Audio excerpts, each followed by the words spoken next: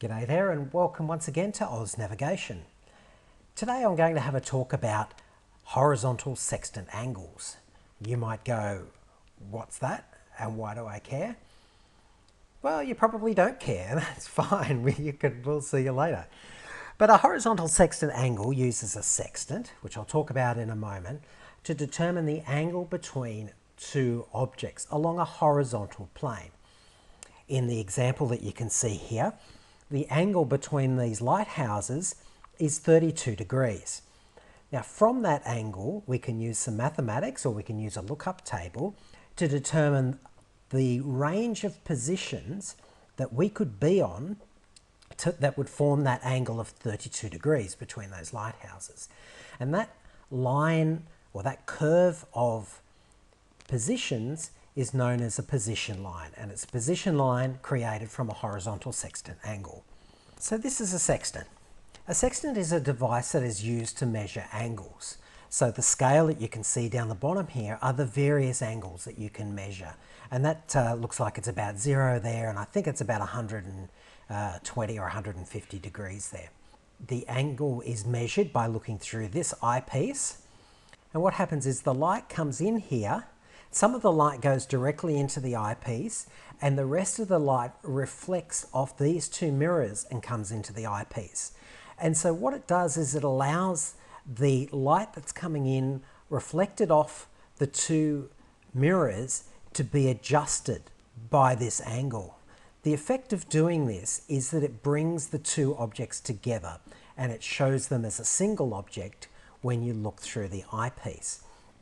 Once you look through the eyepiece and you have the two objects together, you can measure off the angle and read the angle between them. In a previous video I did on vertical sextant angle, which I'll link in down below, we used the sextant and we took this lighthouse and we superimposed it on the horizon here to get the vertical angle between the horizon and that lighthouse. And when we look through the sextant eyepiece, it looks something like this, with the lighthouse superimposed over the horizon.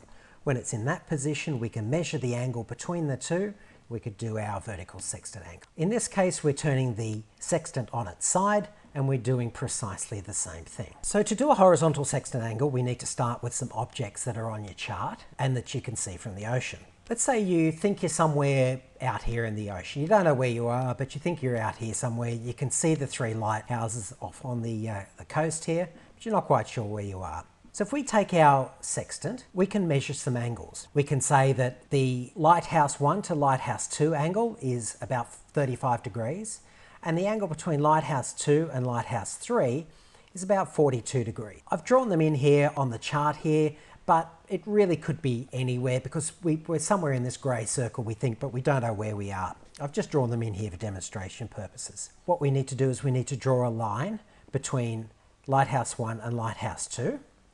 And a line between lighthouse 2 and lighthouse 3. And then what we do is we need to do some mathematics. It's only very simple mathematics.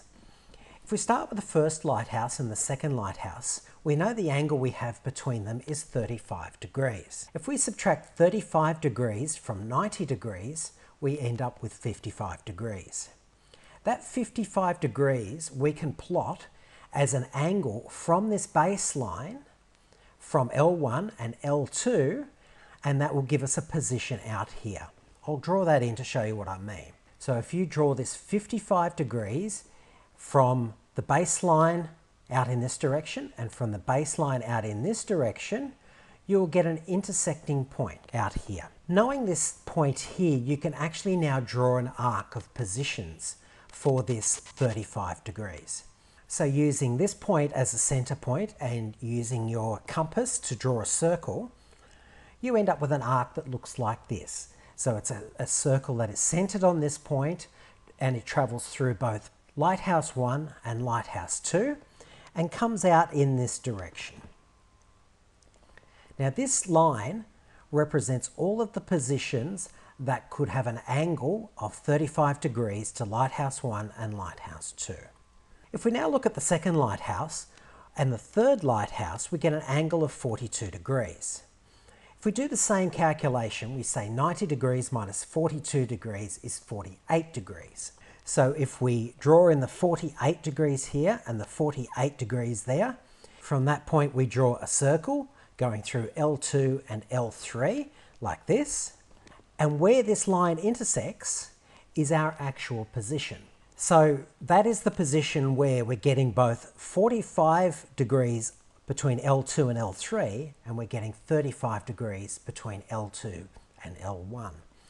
So that is actually a fix of our position. You could tidy this fix up even further and get another reference like a bearing. Say you have a bearing of 300 degrees to L2, draw that through, and that even more confirms your exact location.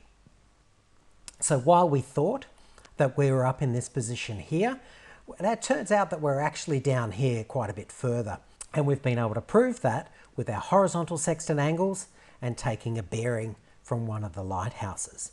And of course you could do this with just a single horizontal sextant angle and multiple bearings. So if you had L1 and L2, you could do a circle for the horizontal sextant angle between L1 and L2, and you could also take compass bearings of them both, and you would still end up in the same position. So now I'm going to show you another way to calculate horizontal sextant angle. So for this one, we're just going to use the L1 and L2 lighthouses with that angle of 35 degrees between them. And the distance between these two lighthouses, known from your chart, is 5 nautical miles. Now I should warn you, here's an Oz navigation warning. This section does contain more complex mathematics. Hang on to your hats. To get a horizontal sextant angle, we use our compass. We get the angle between this L1 lighthouse and L2, and we find that it's 35 degrees. We know the distance between the two lighthouses is 5 nautical miles. We've got that distance from our chart. We can calculate the arc of positions that we are likely to set by using this formula, that the radius of a circle containing all of these positions is 0.5 times the distance between the two lighthouses, in this case 5 nautical miles, divided by the sine of the horizontal sextant angle, in this case 35 degrees. So you put that into your calculator, 0.5 times 5 divided by sine of 35, you come up with an answer of 4.36 nautical miles. Now what that tells you is that is the radius of the circle that will cause this angle to exist. So if we know the radius of this circle, we can use the position of the two lighthouses, because they sit on the circle, to determine where the center of the circle is. And we use our compass to do that. So what we do is we use our compass and we scribe an arc at 4.36 nautical miles. We do it from L1 and we do it from L2, and that gives us an intersection marked with this point here. From there, we can draw a circle that goes through the two lighthouses, and once again, that circle represents all of the positions where you will get a horizontal sextant angle of 35 degrees. Like we said before, it doesn't tell you exactly where you are, but it does tell you the range of positions where you must be. You must be on this line if you're getting an angle of 35 degrees. So that's it for horizontal sextant angles. I hope this tutorial was of interest to you and that you survived the mathematics. If you like this video, then please give it a thumbs up, and that encourages me to make more videos of this sort of thing. If you have any ideas or things that you'd like to see with regard to marine aviation or land-based navigation, then please let me know. I don't claim to be an expert on all this stuff, but I certainly do find an interest in it, and I'm happy to investigate and put together information about any form of navigation interest that you might have. So give it the thumbs up, subscribe, tell your friends, and we will catch you next time. Thanks for watching. Bye-bye.